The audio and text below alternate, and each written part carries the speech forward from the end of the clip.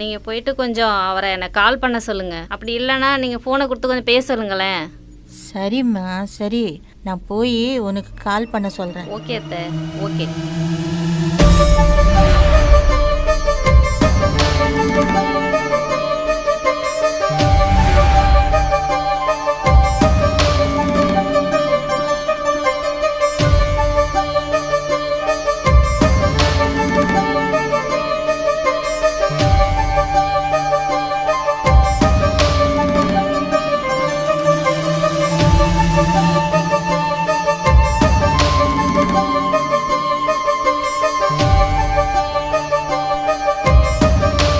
பாபாலி விஷ்ணுமாயா சரணம் சரணம்.